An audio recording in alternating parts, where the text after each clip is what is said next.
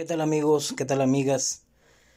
El día de hoy he decidido compartir una opinión personal acerca de lo que está sucediendo actualmente en nuestro país con respecto a la educación, con respecto a los movimientos de varias generaciones de jóvenes que se han visto en todos los medios digitales, redes sociales y medios tradicionales como protagonistas de una lucha que muchos quizás no puedan entender o no logren entender.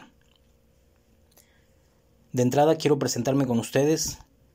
Soy el profesor Edgar Stalin Méndez Alcaraz, maestro en educación básica, primaria para ser exactos. Soy egresado de la Escuela Normal Rural Vasco de Quiroga, de Tilipetío, Michoacán, la primera normal rural en Latinoamérica. Creo que vamos a iniciar esta pequeña charla comentándoles acerca de lo que es el normalismo rural. Creo que mucha gente no conoce, creo que mucha gente no está enterada acerca de cuál es la estructura, cuál es la ideología, cuál es el impacto social que han tenido estas instituciones a lo largo de la historia de México.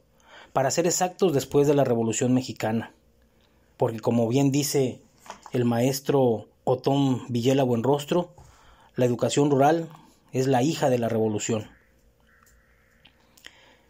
Se ha especulado mucho acerca de que las escuelas normales rurales son semilleros de políticos, de muchos profesionistas que durante su etapa de estudiantes luchan por sus derechos, pero que ante la sociedad se han ido pervirtiendo muchos de los conceptos por los cuales ellos han mantenido su lucha a lo largo de todas estas últimas décadas.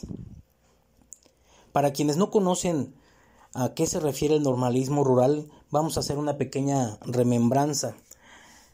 A partir de la Revolución Mexicana, nuestro país se vio en la necesidad de encontrar un modelo educativo que llenara y que cubriera todas las expectativas que en ese momento se tenían.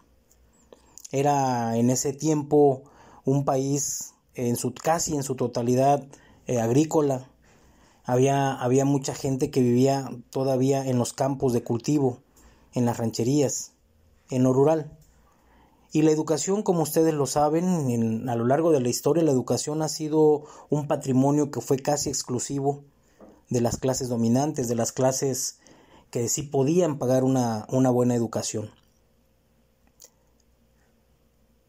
Al triunfo de la Revolución Mexicana, esa necesidad en primera instancia se cubrió con un modelo educativo 100% rural. Se buscaba llevar educación a todos los rincones de la geografía mexicana. Uno de sus íconos históricos, José Vasconcelos. El normalismo rural nace a la par, casi a la par de cuando nace la Secretaría de Educación, en 1921-1922. Las misiones culturales que venían trabajando con anticipación cubrieron una parte de esas necesidades que se tenían en el campo. Los centros agrícolas regionales también hicieron una función muy importante en ese momento histórico. Mas, sin embargo, la necesidad de tener profesionales en el campo, profesionales que tuvieran el conocimiento, que tuvieran la pedagogía, que tuvieran la didáctica, pero sin perder en ningún sentido esa identidad que los llevaba precisamente a ser agentes de cambio en las comunidades más alejadas de nuestro país. Ya existían otras instituciones de educación, pero esas instituciones, su radio de acción estaba concentrado en las ciudades urbanas. Era muy difícil que un maestro, que un docente, que un profesional de las escuelas e instituciones urbanas tuvieran como principio el recorrer todas las zonas rurales y todas las zonas marginadas de nuestro país. En ese contexto, José Vasconcelos echó mano de los proyectos que se daban en los estados, proyectos de educación rural, que pudieran tener ese alcance que tanto se necesitaba, ese alcance nacional, ese alcance geográfico para poder llegar a los rincones más alejados de nuestro país. Y es ahí donde hace la aparición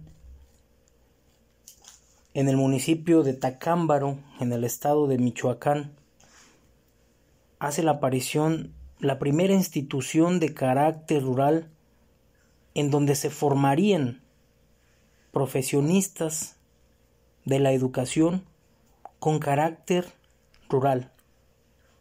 Ya había habido otros proyectos en el estado de Michoacán, en el estado de México, pero habían fracasado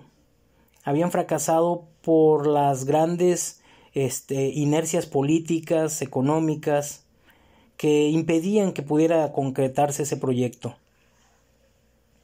Es de muchos conocido que la primera normal rural se fundó precisamente allí en Tacámbaro, aún en contra de todos los actores religiosos, políticos y económicos que en ese momento confluyeron para evitar su creación.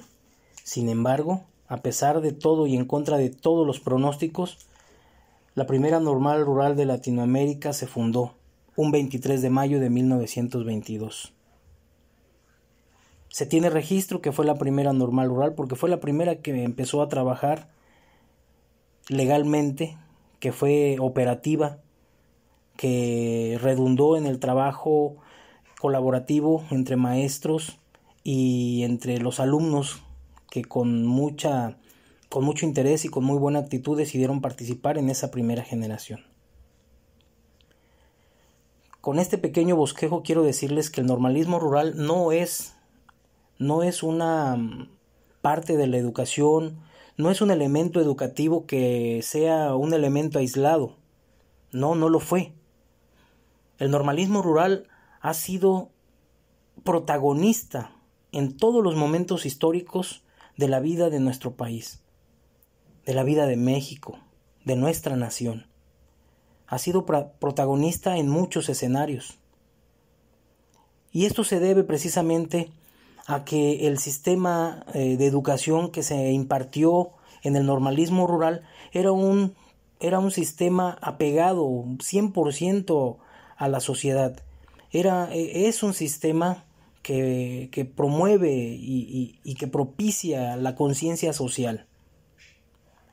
Las luchas que se han venido manteniendo a lo largo de su historia son luchas por mantenerse, por sobrevivir, porque gracias al normalismo rural, hoy los gobiernos actuales pueden tener la oportunidad de presentar modelos educativos que finalmente son eso, modelos de moda, que no han permeado, que no han impactado socialmente a nuestra nación a como lo ha impactado el normalismo rural. Gracias al normalismo rural se crearon las plataformas educativas con las que más adelante los diversos gobiernos, especialmente los emanados del PNR, del PRM y actualmente del PRI, hoy casi desaparecidos. Gracias al normalismo rural ellos empezaron a insertar nuevos métodos que definitivamente no impactaron, sino que al final de cuentas se fueron convirtiendo en modelos que fueron pretexto para el desvío de recursos, que fueron pretextos para la inserción de modelos económicos, que fueron pretextos para la manipulación social.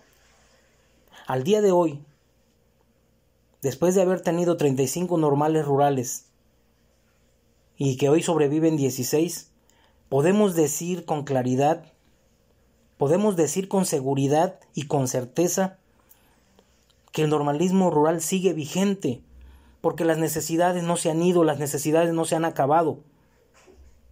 La gente del campo sigue necesitando a ese agente de cambio que es el maestro rural.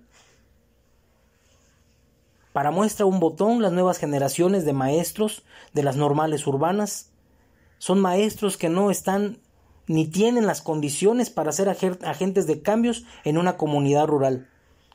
Es más, ni siquiera quieren estar en una comunidad rural. Lo primero que hacen al llegar a una comunidad es ver las condiciones, si son favorables para ellos, si están apegadas a sus intereses, y si no lo están, simplemente se regresan y empiezan a buscar lugares más cercanos, lugares en los cuales no tengan ellos que ejercer más allá de lo que se supone que deberían de ejercer, porque no tienen ese sentido de pertenencia. Es ahí donde el normalismo rural mantiene su vigencia, mantiene su influencia y sigue siendo protagonista y sigue siendo la columna vertebral y sigue siendo el pilar de la educación en México. Porque el día que el normalismo rural no esté, el día que el normalismo rural desaparezca completamente, que lo dudo mucho que esto suceda porque vamos a seguir peleando y luchando porque este sistema educativo se sostenga, el día que ya no haya esa ideología, ese día México quedará estancado y tendrá un retroceso gigantesco en la cuestión social. Si aún a pesar de la existencia del normalismo rural, aún a pesar de que hoy existen todavía las ideologías, están presentes, los que nos dedicamos a esta noble profesión, aún más mantenemos esos principios sociales, esos principios de respeto, esos principios de valores, esos principios que nos han permitido formar ciudadanos y buenas ciudadanas. Es por eso que he decidido iniciar hoy una serie de actividades en las que pueda yo compartir con ustedes algunas de las experiencias en las que yo pueda dar a conocer todo lo necesario de lo que es el normalismo rural. Más adelante podemos investigar y podemos compartir por este medio, la historia del normalismo rural, el impacto que ha tenido, el valor que tiene en la actualidad y el patrimonio en el que se ha convertido, en un patrimonio cultural que se ha convertido para nuestro país el normalismo rural.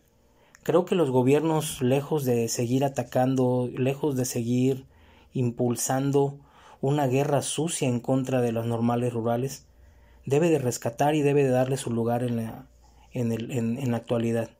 El valor histórico de las normales es un valor invaluable e incalculable. Ojalá que cuando escuchen, ojalá que cuando tengamos la oportunidad de realizar una conversación con respecto a este tema, puedan entender los porqués y no preguntarse de una manera unilateral los cómo de por qué el normalismo actualmente se está haciendo esto. No olvidemos que la historia del normalismo rural está bañada en sangre.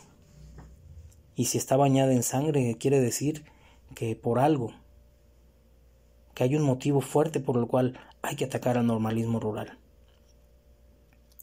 Bueno, espero con esta pequeña introducción que va a ser mi inicio, con el cual voy a empezar a compartir pasajes históricos acerca de lo que yo pienso y opino del normalismo rural. Vale la pena que nos demos un espacio, que rompamos todos esos paradigmas que nos impulsan a pensar mal de lo que se está haciendo y de lo que se ha hecho. Me despido de ustedes con toda la mejor de las intenciones, invitarlos a que me sigan y a que me escuchen y a que me den sus opiniones, con todo gusto, con respeto, siempre en todo momento. Se despide de ustedes su amigo Edgar Stalin Méndez Alcaraz y por aquí nos vemos pronto.